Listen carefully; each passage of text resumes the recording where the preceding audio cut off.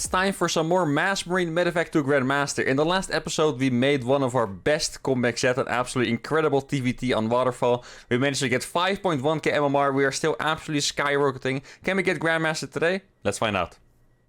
First game of the day against a 4.5 Protoss player. Once again with my favorite portrait ever. I mentioned a bunch of times. Whenever you see that portrait, guys, I have to admire it.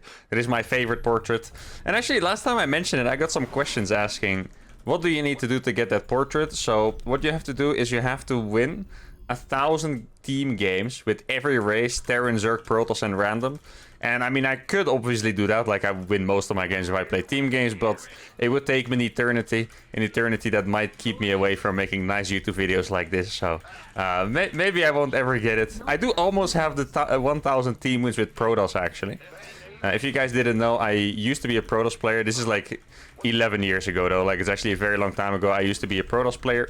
And I started off playing StarCraft, playing pretty much a lot of 4v4 with my brother, playing some 2v2s and stuff. So that's why I always had a lot of team wins with Protoss. But ever since I became a competitive 1v1 player, I actually didn't play that many team games anymore. Well, that's not completely true. I have played in a lot of 2v2 tournaments. I am proud to say that me and my friend Goblin are one of the best 2v2 teams in the world.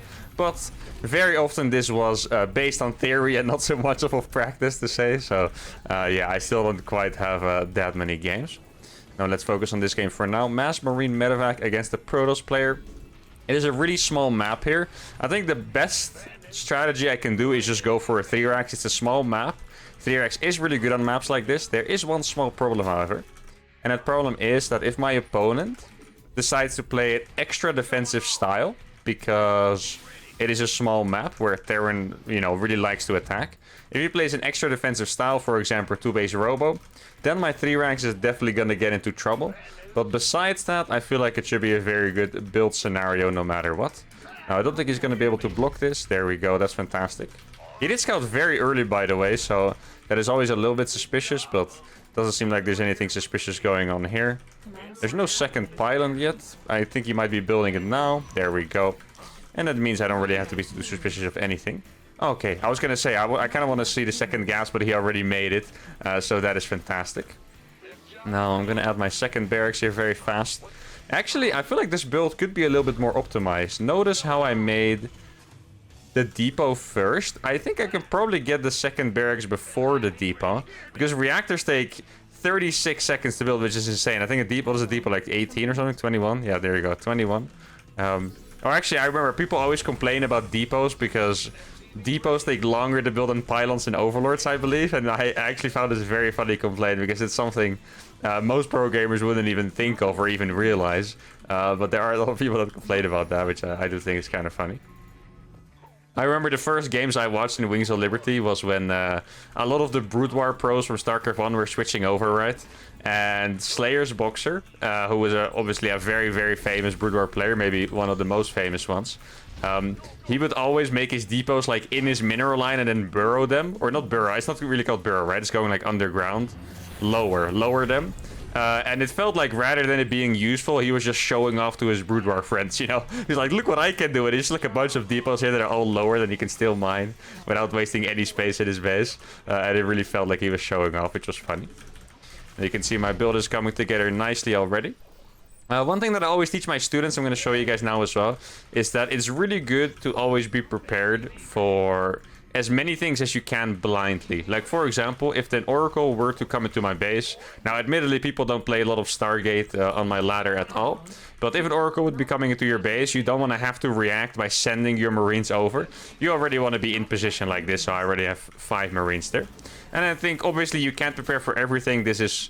I think that a lot of StarCraft players struggle with. Everyone would prefer doing a build that just counters everything. Unit positioning that, you know, counters everything. But you can't have it all covered, but you can do as good of a job as possible. Which I am doing by keeping 5 Marines in the main. Now, if you would show up with 2 Oracles for whatever reason, then obviously that might still be a little bit problematic. Now, typically, this is the timing I would move out. But since this is such a small map, the advantage is that we're going to arrive so fast I can actually move out a little bit later. Something that could happen. I think the scariest thing that could happen is definitely Robo here.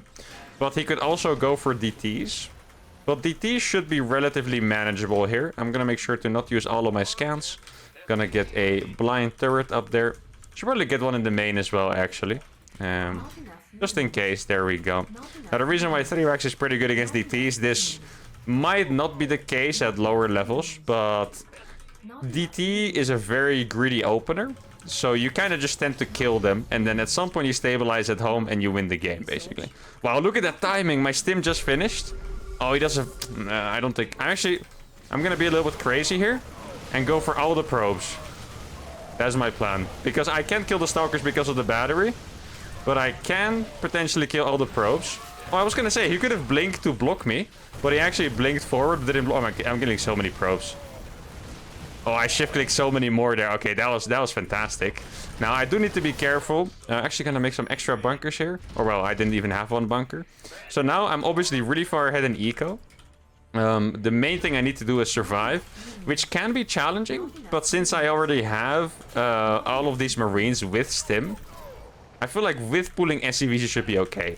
Now, this is actually, if I was playing as a professional player with really good micro, I would not like the situation because Stalkers can truly kill an infinite amount of Marines without siege tanks. So the micro here could be very problematic, but I feel like if I out-micro my opponent a little bit, it is probably going to be fine.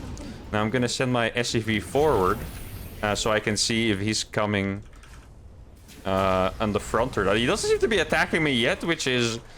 a little bit of a crazy decision, because I swear I just killed like 25 probes or so. Maybe it wasn't quite 25. Maybe it's even more, actually. It could have been more than 25, honestly. But I killed a lot of probes, so you would expect some kind of retaliation, at least. Doesn't seem like it's happening yet, though. I mean, like I mentioned before... Oh, there's a bunch of Stalkers here. Maybe... How many gates did he have? He only had 3 gates, looks like. So maybe he did have a third base going up at the same time. And he feels like since I lost so many units, he should be able to come back into the game by macroing. I feel like that's definitely a little bit of a mistake, though, especially with microable units like Blink Stalkers. You really want to get maximum value out of them, which he's definitely not doing right now. Obviously, it could be that he's a little bit scared, and sometimes it's really hard to judge what your opponent has exactly, because I killed all of his pros, but I did lose my entire army for it, and I think I didn't kill a single. Maybe I killed 1 Stalker, but I'm pretty sure I killed close to 0 units. So maybe he thinks I'm just being overly defensive right now and he can rebuild. The Stalker... Wait, is that a Robo Bay? Ooh, okay. I would love to hit before that Robo Bay. A Colossus cost 300, 200, if I'm not mistaken. So if I hit him while he's building a Colossus, that most likely means he's gonna... Oh, I can actually sandwich this, but my timing is not working out at all here. Okay, here we go. That should be enough Marines. Get a few SCVs over here. His micro has been good here for sure. But yeah, if I attack him while he's producing those Colossus, that could actually be huge. Oh, I don't... Maybe... Did he realize he's being... No, he didn't realize. Oh, this is huge. Okay. So now he's gonna run away, and then we go into the main real fast. That is the move I wanted to make. And yeah, oh, he recalled. Those already use Blink, I think. Oh man, he's gonna lose so much stuff here. I mean, as soon... Ooh, he actually does have a little Stalker still. As soon as he has the Colossus, my army can't do anything here. So I should probably be targeting the Nexus and then going back home. Or well, I guess... There's still no... I mean, he does have the battery. The battery is the scariest part there. I mean, obviously, I'm really far ahead right now. I think I'm gonna have to finish this game. Okay, so what I'm gonna do, I think this is the best plan. I'm gonna go for... How many Marines do I have? Maybe like a triple Medivac drop in the main. And then the rest at the front. Because he's only gonna have 1 Colossus. It's gonna have to be split. And then he won't be able to deal with both fronts, I guess, at the same time. I think it's a really smart idea. And the same, I should probably attack via the right side too. So I just make sure that he does not have the base over here. Like, sometimes Protoss players go a little bit crazy. Like, their economy is usually a bit ahead of Terrans. Now, in this case, definitely not. I mean, at least you would hope so with all that damage early on. So I don't think he has that base, but I've lost important games to hidden expansions before, guys. So I'm not gonna... Oh, that is not a hidden expansion, but it is something. I'm not gonna risk it again. Oh, he's not prepared for this as well. This is gonna be fantastic. Okay, so he was taking this... Yeah, this army here is too big. But the army in the main is gonna pop off now. And then I'm gonna be able to use my multitasking here. I'm accidentally rallying across, which is a bit annoying. Oh, he does have another Colossus, but that's just 1. I'm gonna take a lot of losses. Oh, that's a really good warp in by him. Well done. I think I'll just split my units a bit and target the Nexus. There we go. Oh, it was actually a slow warp and I could have killed it. Please, give me that Colossus. Yeah, perfect. Okay. Stop rallying, please. All right. Perfect. I was just going to say add a few more barracks, but you can see we did fantastic. I have to say, he macroed quite well. The fact that he's up at 51 workers after losing 30 is really not that bad. But obviously we won this one in the opener. I think he might have had some chances to counterattack because he... Let's see. Yeah, it is 3 gate. Ah, he made a... Wait, this build was actually a little bit... He made so many Stalkers from one gateway, I think. I think he made 5 Stalkers from one gate. That is actually pretty crazy. But yeah, here I basically trade my entire army for workers. Did I kill 25 or more? Let's see. Oh, exactly 25. Let's go. So at this point, I have 12 Marines against 10 Stalkers, but 46 SCVs against 21 Probes. At this point, you definitely want to attack, even with a bunker. Like, Stalkers outtrade Marines for sure, right? At least with Micro. If you would ever get one of the bunkers, like maybe this one when I'm defending on the low ground, you can snipe the bunker, Micro forever, and win the game like that. Now, I was correct in thinking that he already had a 3rd Nexus, so he really thought he could just out-probe me, which is also a pretty logical thing to do, but I feel like here he just lost too many probes. Like, Chrono Boost is great, guys, but a 25 worker deficit, probably not happening here. But I get his idea. Anyway, that was a fantastic warm-up game. Let's move on to game number 2. A 4-7 Terran. Alright, we got a Protoss and a Terran. I always love the matchup diversity. That is fantastic. Now, if you guys are enjoying this video, guys, make sure to give it a like and subscribe to the channel if you're not subscribed yet. Both of those help out the channel. And obviously leave a comment with all your suggestions and stuff. I love reading what you guys have to say and what you think of the show so far and what new shows you want to see. Now, what I do think is cool, I've mentioned it a lot by now. Maybe I'm saying it too much. Sorry about that. But the next series is going to be Sky Terran to Grandmaster. And what's funny about that is that I keep getting suggestions like, oh, you should play Banshee Liberator to Grandmaster or Viking Banshee or Battlecruiser, stuff like that. And obviously that is all going to be included in the Sky Terran one. So I think it's not just me that's very excited for that series. I think you guys are all very excited as well, which is fantastic. Now, how are going to be... Actually, my strategy on this game is probably going to rely on the mass Marine counts. Similar to that one episode where I was really trying to win with the highest Marine count possible. And I'm not doing it because I think it's, you know, it's like a sub-challenge, but I actually think it's the best way to do it against Terran. Because I am not really convinced with the early timing attacks against Terran. Like, I know they've worked a few times. I know we've broken siege lines, but realistically, I'm not feeling super confident with those. I really prefer the 50 Marine drops in the main with 50 more Marines at the front. Like, I feel like that is probably the way to go forward. Now, since I have been playing Reactor first, I should probably, to be completely legit and safe, I should scout a lot earlier. But I don't know, it just hurts a little bit, you know? Like, you lose so much money if you scout that early that I don't really want to do it. But I might actually... Like, if this is a Proxy Reaper, I'm probably just screwed. So if I scout one supply earlier, I would be able to see it. Okay, he has a barracks at home. And... Wait, he might be going for a Reaper Expander. I'm not sure what this SCV is doing otherwise. That scouting timing looks like I'm Zerg. Like, it's really late for a TVT. So it's either proxying something or he misclicked. Well, he's making another depot. There's no info here to be found. Oh, I forgot that I need to save my SCV. For some reason, I was building my own reactor. And I was like usually what I do when I play TVT, this is actually a very easy method that you guys can steal as well. If you're doing the same build, you can just look at when your own Reaper is going to finish to determine when your opponent's Reaper is going to finish, right? But here, I was actually making a reactor, so I felt in my mind that I didn't have a unit finishing. And thus my opponent also had no unit finishing. But obviously I was making a reactor instead of a Reaper. Now, I still get away unscathed, which is nice. Now, I'm just going to scout for a proxy starport here because that SCV was just really suspicious. Like, I don't know why the SCV was moving out there, but I'm going to scout the entire map for a proxy starport until I find it. Now, I'm going to go for the 2-on-1 drop. And I think I'm probably going to have to cut Marines at some point, else I simply do not have enough money for it. I could send out some Marines, but I really don't want to get snowballed. Like, I think we've lost a game like that before, right? Where... I think it was... Oh, no, that was actually on my stream. I was trying to do Mass Marine to GM on my stream, but I played an account that was really high MMR, so I played against Future, who is an ex-NA pro, and he basically just attacked me on one base and I died. And that's what I really want to avoid here. So I'm trying to look. I think I'm going to have to make a bunker as well. That's what I learned from that game. Now, he could actually be playing totally normal, and the SCV could just be like a mind game. But, or maybe he was scouting for proxies, you know? But I feel like since I am playing a fast expand, it is in my interest to scout anyway. Because if I don't scout this, and it does happen, I might just die to it straight up, which is a very unfortunate way for this this game to unfold, obviously. I think I messed up my build a little bit. I think I'm gonna have to cut some SCVs here. Now, actually, I haven't found the starport. I'd be really silly if it's actually like straight next to my base, like he built it right there. Then I would actually have gotten juked pretty hard there, which is unfortunate. Let me get a depot up, keep my marines here. The 1-1-1 attack that I would expect is like... oh, it's cyclones. Oh, okay. Huh.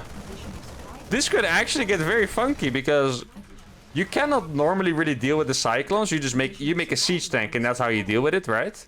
But I don't have siege tanks, so you would think it might be impossible. But at the same time, guys, I'm gonna be able to drop around his units.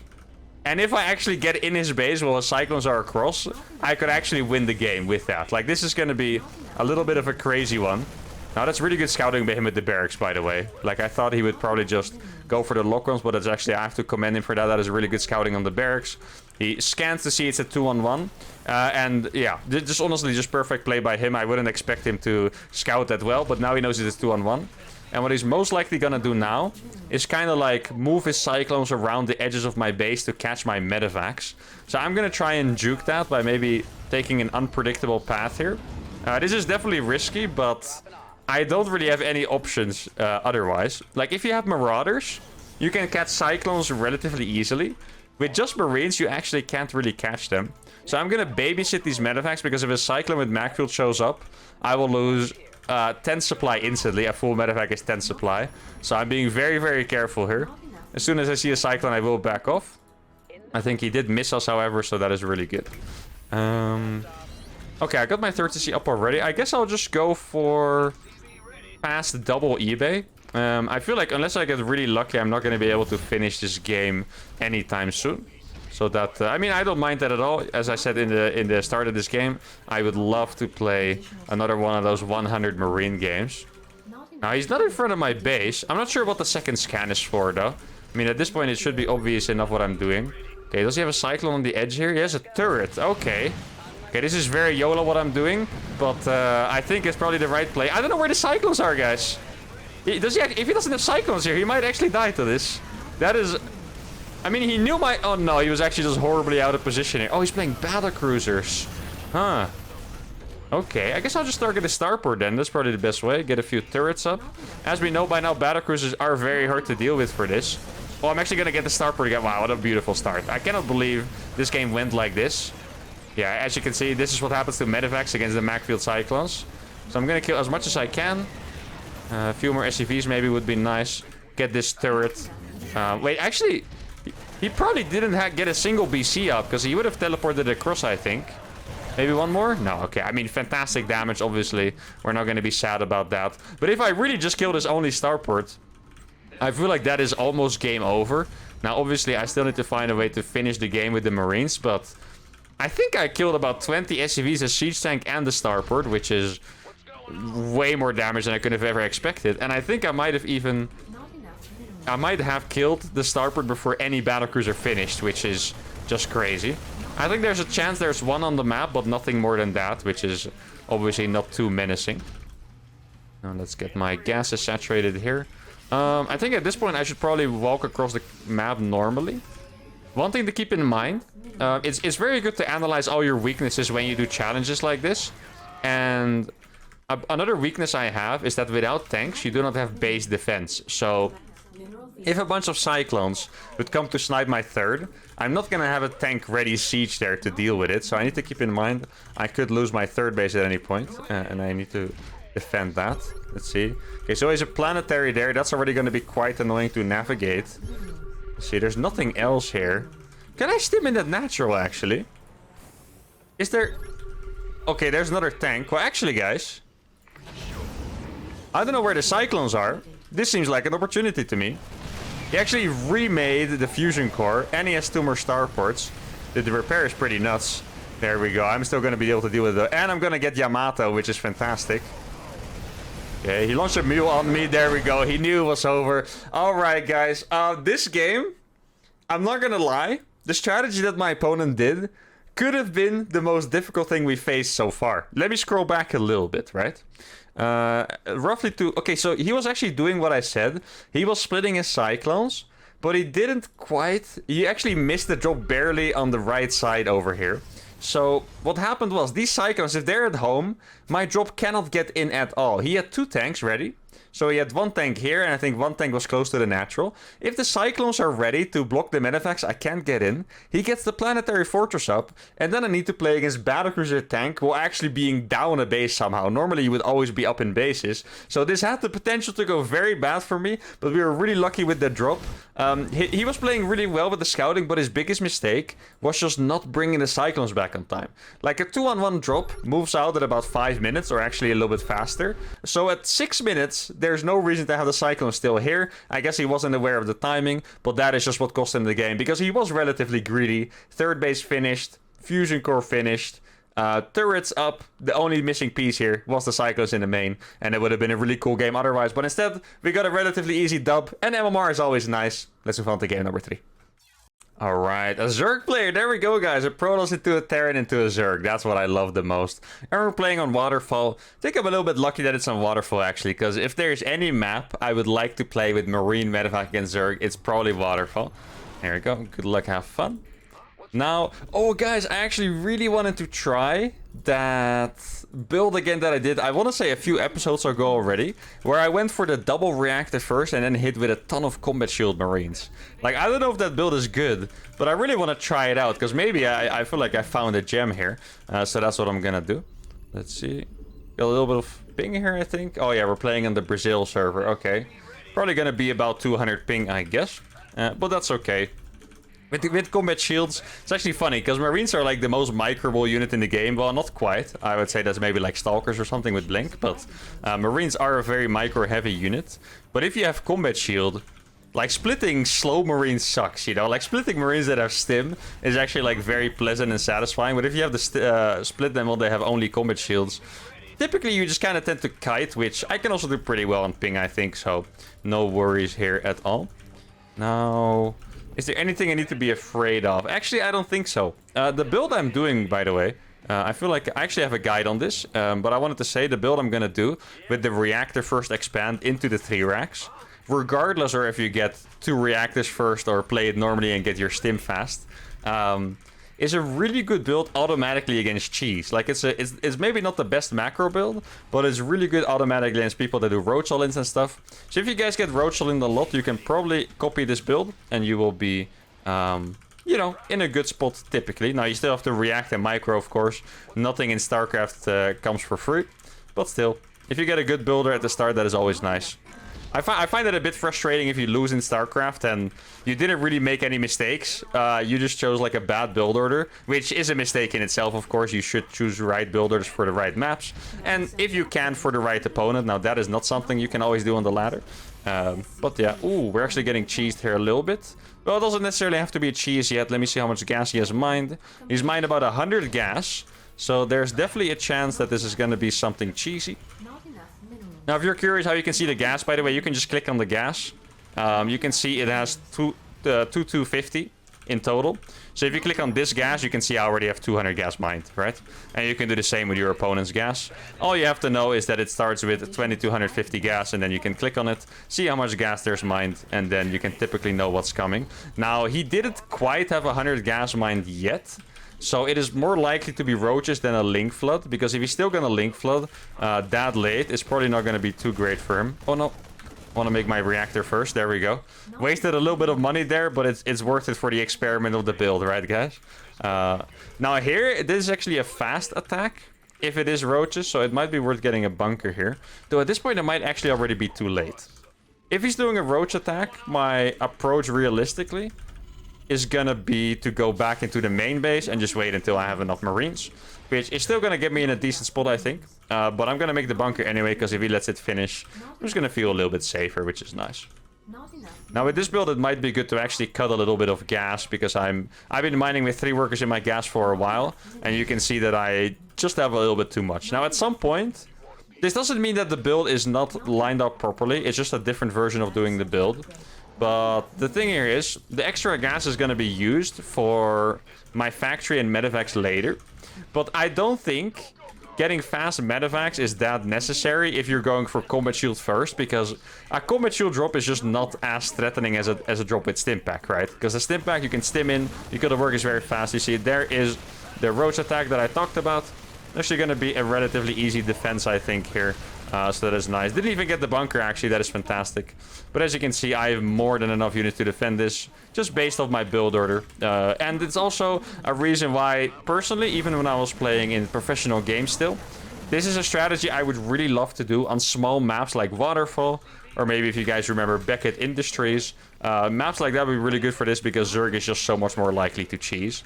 Now, obviously, if you're going to copy this stuff, and you really want to choose the right build for the map, pay attention to what your own meta is like. I feel like every MMR has its own meta, and maybe people never cheese you, you know, then you just don't have to play stuff like this. But if you always get cheesed, on this map in particular, or another map, then it's going to be a fantastic build to use all of a sudden. Combat shield, yeah, combat shield is going to finish. I'm going to move out with these next two marines here, and I think I should have a pretty sick attack. Now, against roaches, the combat shield might not be as menacing as against Zerglings. I do think I have such a high amount of marines. Like, the double fast reactor is actually pretty sick. I think the main weakness of this build is very simple. It's just that you don't have the speed against banelings. So if they don't make banelings, I wouldn't be surprised if this strategy is even better than getting stim, because I have way more marines. But if they do have banelings, I won't be able to micro, and then all of a sudden I'm gonna be pretty sad. But now, I think because of his opener, he was oh, that's a free Ravager. Okay, but I will take those, honestly. Oh, he's making oh, he was going 2-base muta. There we go. LOL. GG. Only made marines. This has to be 2-base muta, right? I think. Maybe he was making the Spire. Oh, the layer actually just finished. All right. This is very typical. I actually see this transition a lot among the cheesy Zergs. Cheesy Zergs, they like to do a roach all-in, and then after that, they go for 2-base muta. He actually made 2 layers on accident. Okay, that's going to cost him a little bit. He did have 5 roaches on the way. Let's see, was he going to be able to survive this? Nah, most likely not. He was going to lose a lot of workers. 36 Marines, guys. 5 minute 30. 36 Marines. I might have lost 1 Marine. I think I lost 2 SCVs and I canceled something maybe.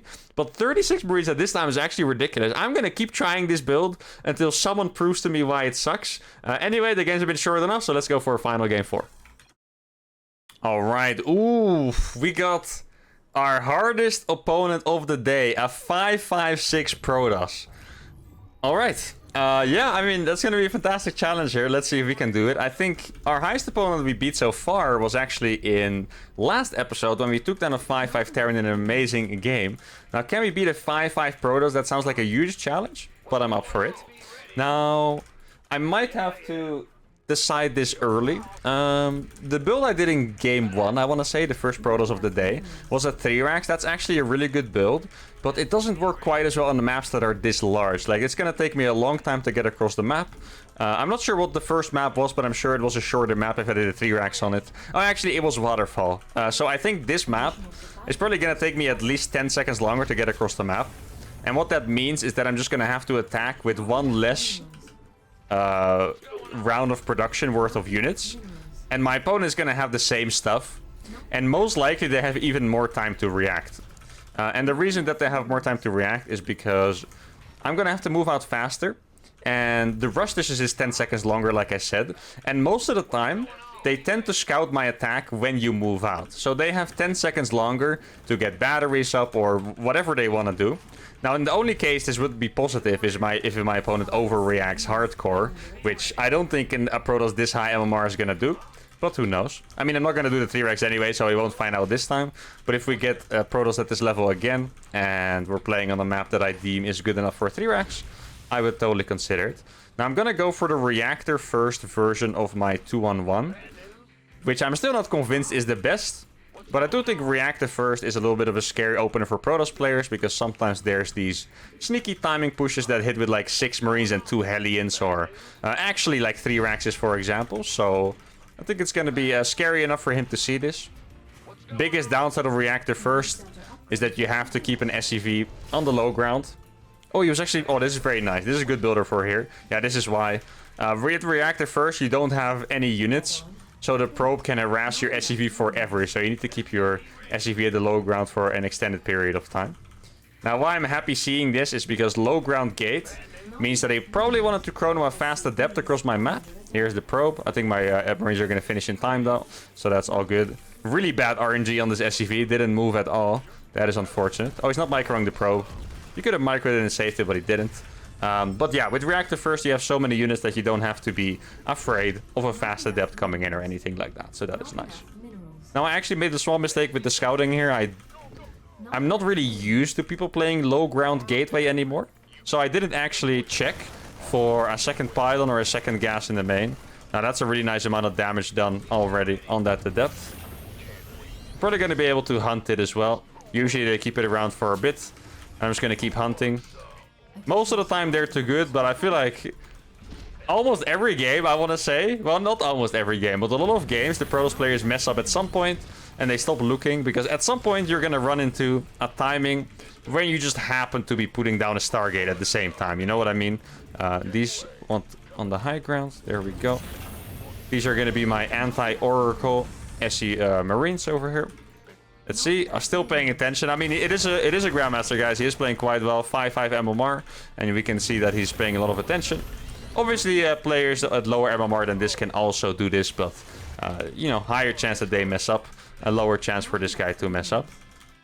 Now, the reason why it's so good to put pressure on is that even if they micro it all the time, it still takes APM.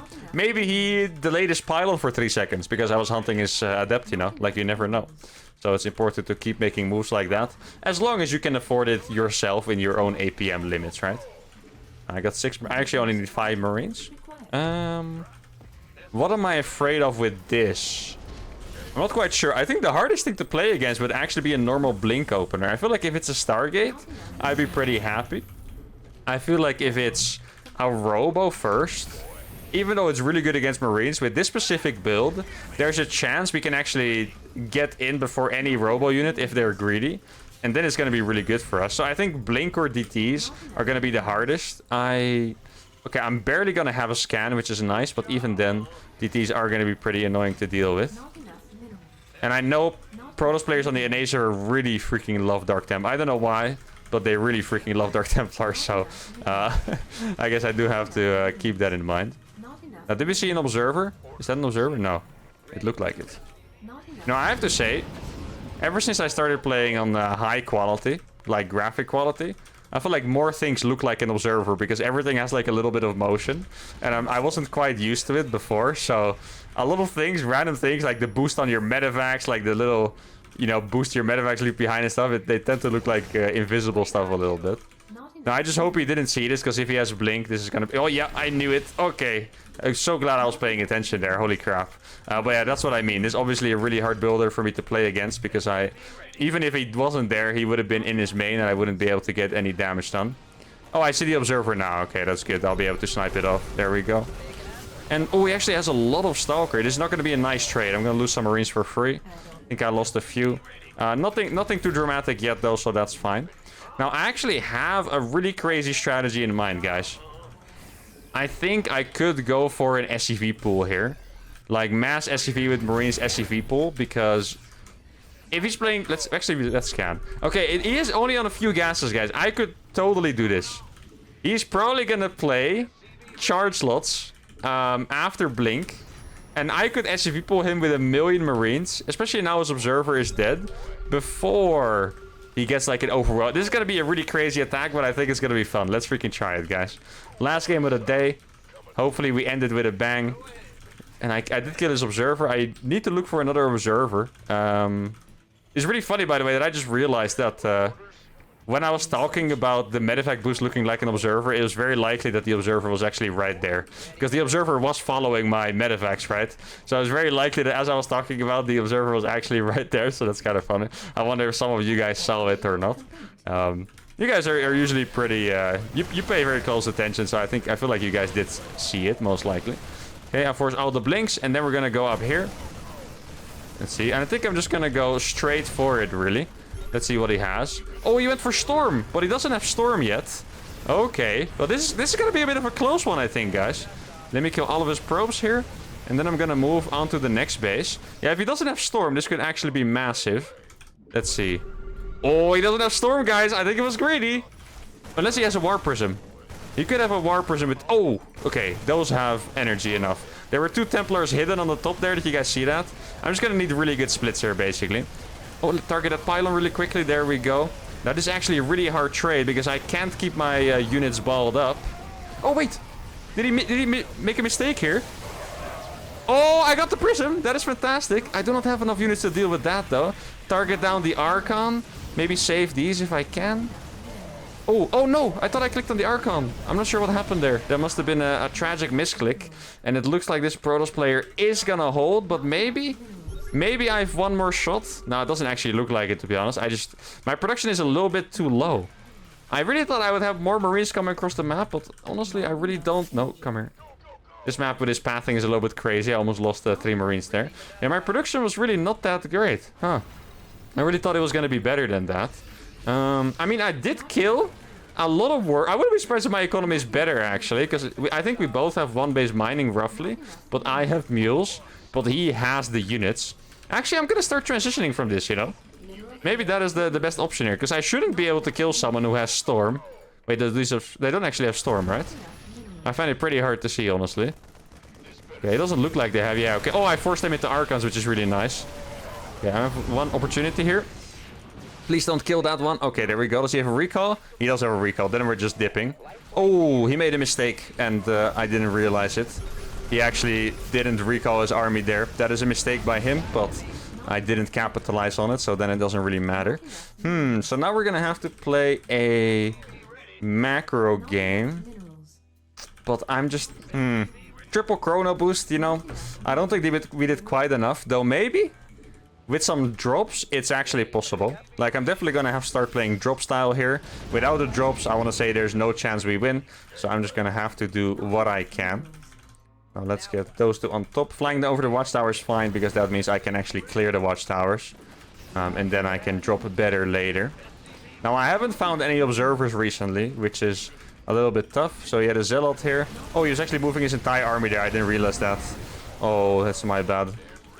It's actually a surprising move to me too, because he even saw my army in the top. So I really didn't expect him to jump on that all of a sudden. Let's see. He has so many storms, guys. What is my play here? Thinking. I mean, at this point, he already has 60 probes again, looks like. So we're definitely in a bit of a rough one. I think what we can do is we go for a massive drop in the main and hope it works. Like, I think it's our only way to win at this point. Though, I mean, at least I should be happy that he doesn't have Colossus, right? That is one thing. But I don't think he microed pretty well on the defense there. So I'm not sure if we can actually manage to get in. See, oh my god. Oh, wait. Oh, he miskicked the prism, but I didn't. There we go. Yes, there we go. Full prism dead. Probably had a full high Templars in it, which is fantastic. Now, against these Archons, it's really hard to trade. But maybe with perfect kiting, I can target one of them down. There we go. And then we just run out, really. Kill a few Zealots. Kill that Stalker.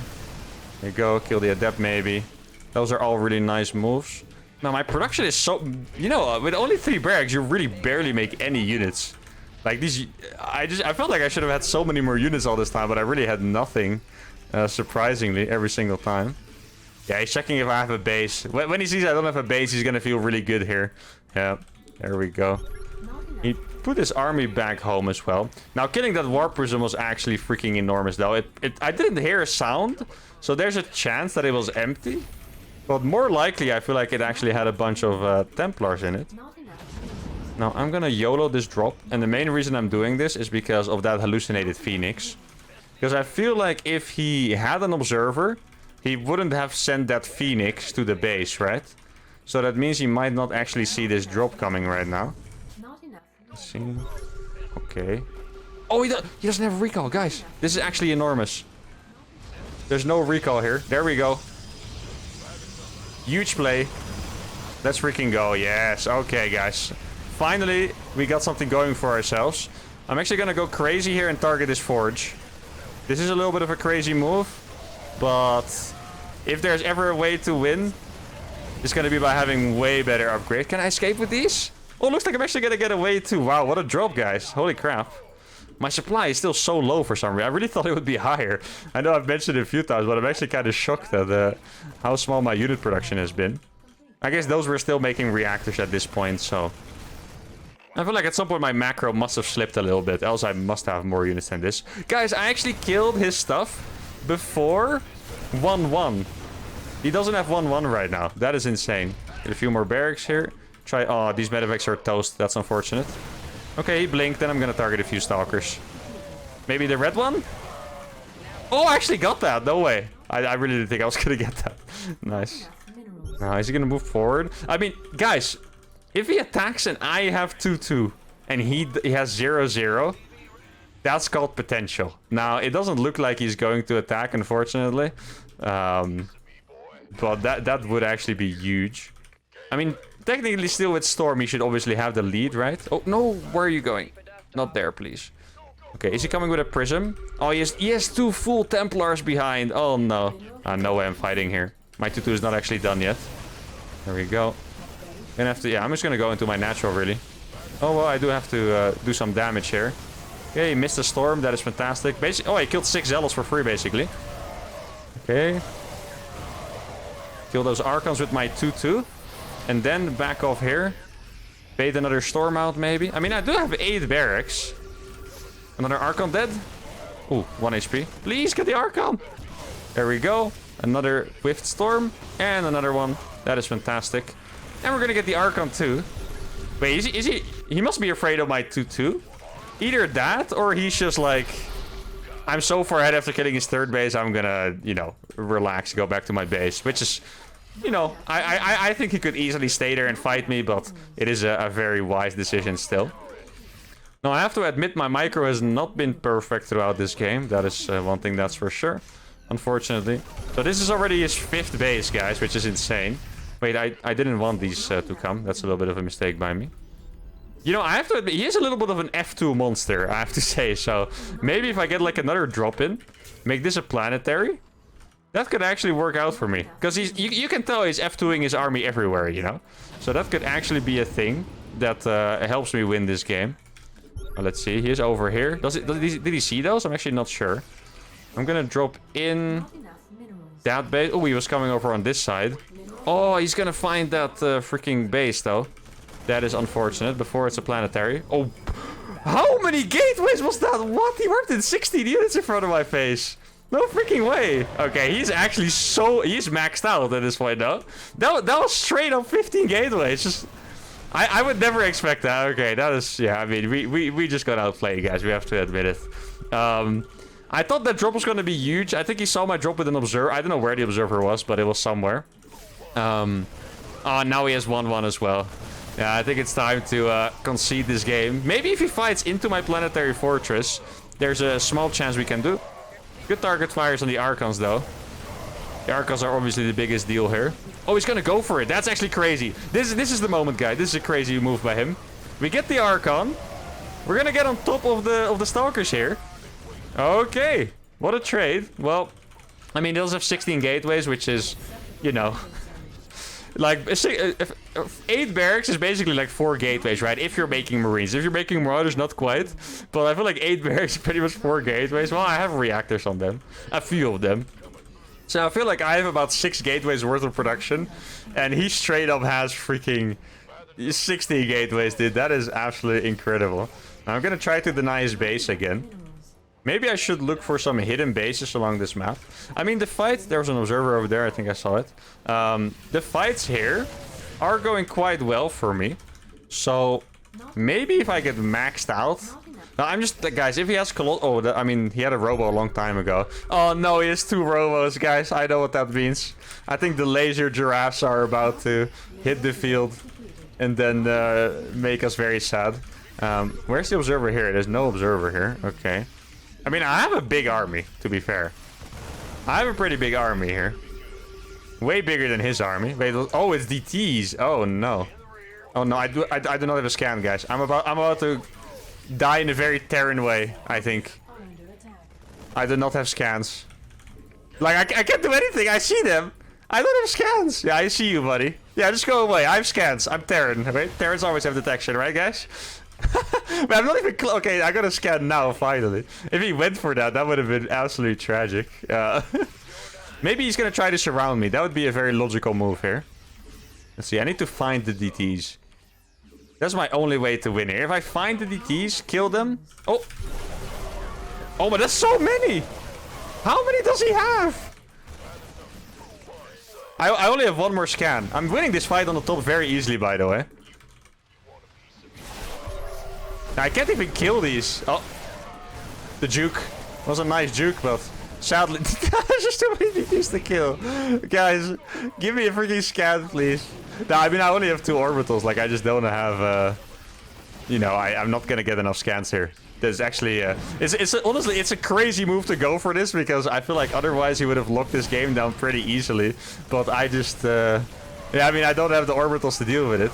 Now, I might take a really good fight here. At this point, he does have 2-2, though. There we go. All right, GG.